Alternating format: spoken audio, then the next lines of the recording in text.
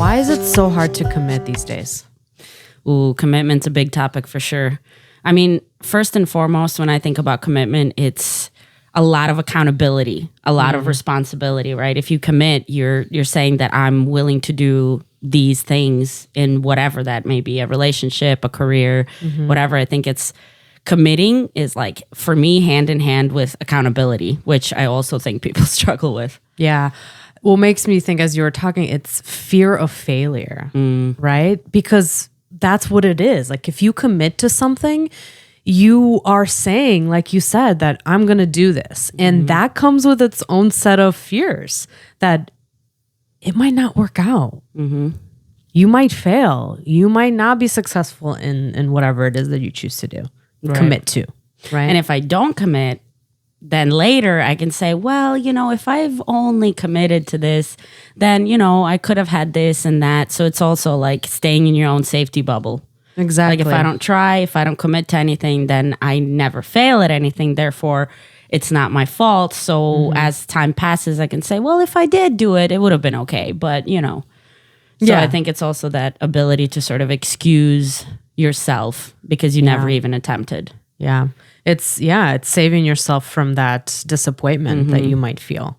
It's better, quote unquote, in people's minds to not do something versus actually do it and fail. But is it really better? I mean, that's kind of the debate, right? Yeah. And then in addition to that, we have so much access to so much, right? Yeah. We do. So it's just content, resources, comparing yourself to other people. Like, there's such an abundance of choice that sometimes it could be so overwhelming to make that choice, to commit to something. Like, let's say, what do you want to do when you grow up kind of question, right? Like, I mean, you could do anything. And that makes it so hard to say, okay, I want to do this. 100%. It's insane how abundant our lives are, really, if you think about it. So yeah, I think just making that choice, it kind of paralyzes you almost, because there's just so much out there, you don't know what to do with it.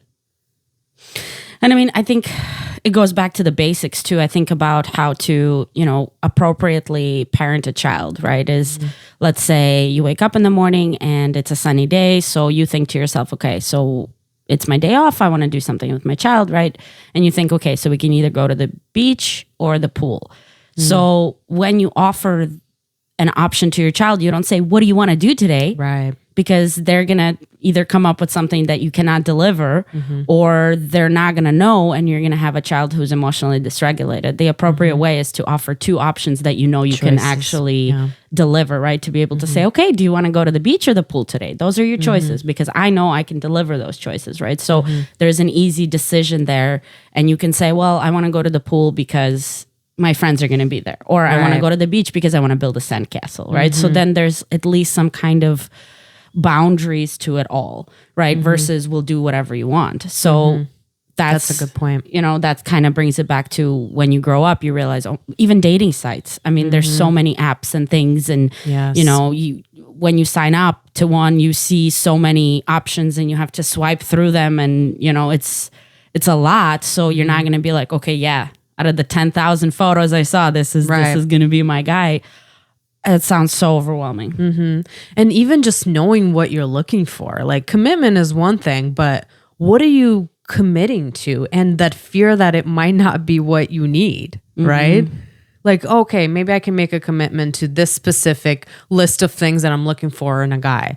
But then let's say you do that and it doesn't work out, right? And you've already committed, that kind of breaks that safety a little bit, right? So next time, maybe you won't feel so confident in making that commitment.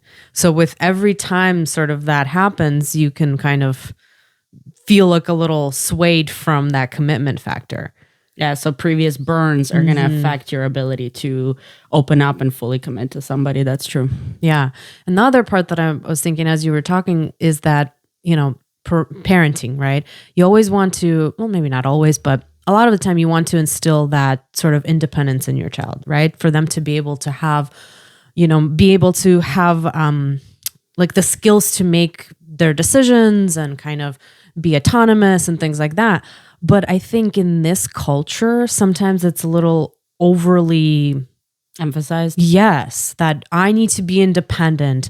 I need to be able to be self-sufficient, which are great, but sometimes it's a bit much, which then ends up, creating complications for you to then Yes. commit, because you think that if you Right. commit, your individuality will be stripped yes, from you're you. no longer independent. Let's say in a relationship.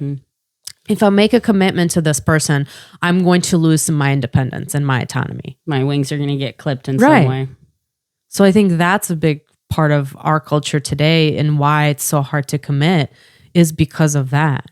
Independence is great, don't get me wrong, but you can be independent and also be in a relationship or have friendships or, have a career and still be independent. It doesn't have to necessarily tie you down to a specific thing. I think in addition to that, it's also that fear of being stuck, right? So it's not only Yeah. is it going to change me as a person, or will I have to change the way that I behave on a regular basis, but also what does that all mean? Once you commit, am I going to be stuck? And I mostly think of it in terms of like a career where, let's say you have a couple of different options and you have to select a path, and that path is going to require a lot of time and a lot of effort and a lot of work. Right. But also there's this fear of, well, am I going to like this 5 to 10 years from now? Yeah. Am I ready to give it my all and work really hard, knowing how much effort it's going to take to then perhaps be displeased with where I am at in the future, which is, and I think you used this word before, paralyzing. Yeah. And, just I think thinking about it this way, like commitment is a choice every day, right? But you also have to sort of evaluate periodically too, right? Just because maybe you're thinking, okay, man, am I going to like this in 5 to 10 years, 20 years?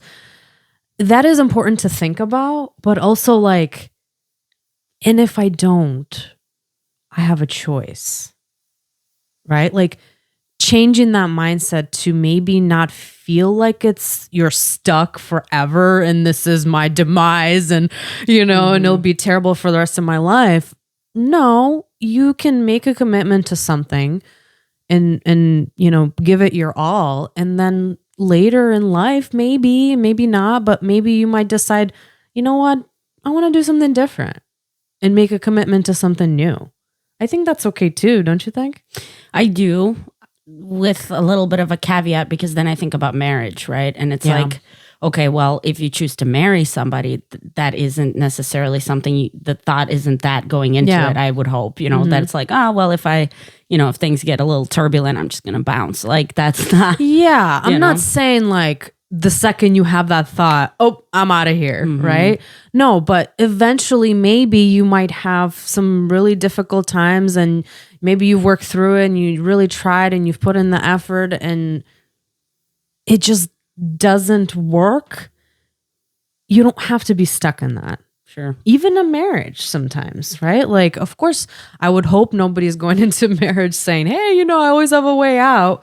No, absolutely not. But there are circumstances that you might come across, hopefully not, but you might come across that will make you have to rethink that a little bit. And that's okay too, but maybe it'll help you actually be able to still commit in the moment and still be able to live your life and not be stuck in that thought that I'm just not going to make any commitments because I'm scared. Right? Because it could turn into something wonderful that is a lifelong thing. That's true. I mean, of course, I don't think that once you get married, no matter how bad it is, you should stay married. But also, I think to me, that would also be kind of this dual relationship, right? It's like, okay, I'm going to commit 100%. I hope nothing happens. If it does, okay, fine. We'll figure it out when we cross that bridge. But the other part of it is if I'm going to, let's say, marry somebody, right? As a person who may be scared of commitment, if I'm going to marry somebody, I have to trust myself to know enough that I'm going to be ready to work through that. So I think the other part of the challenges of commitment is, do you trust yourself Absolutely. enough to deliver what you think the requirements are going to be, whether that's in a marriage. And let's say, you realize you may have to take on the majority of the financial responsibilities or whatever. You have to trust yourself that you're going to be able to do that, because you don't want to go into something not trusting that you will be able to provide that, then not being able to provide it and suffering the consequences, right? So it's also like, what is the schema in your head of the thing that you're trying to commit to, and how much do you trust yourself?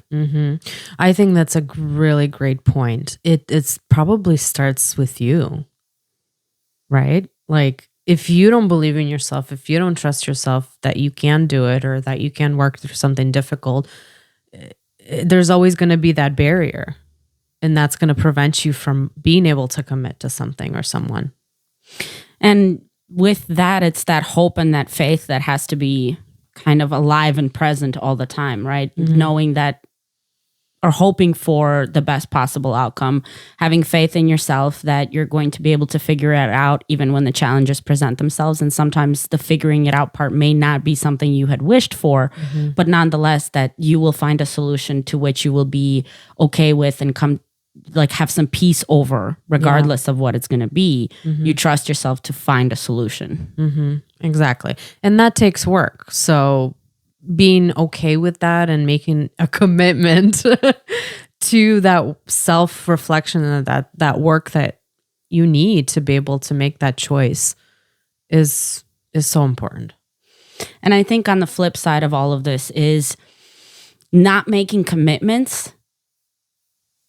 For me, if I don't commit to something that I really want or that I believe in, I then have the regret of not having that commitment or not putting in the effort that I wish I would have, right? So the regret to me is so much more powerful, I think, than committing to something and failing as a result, or whatever you want to define as failing, not getting that optimal goal that you're looking for.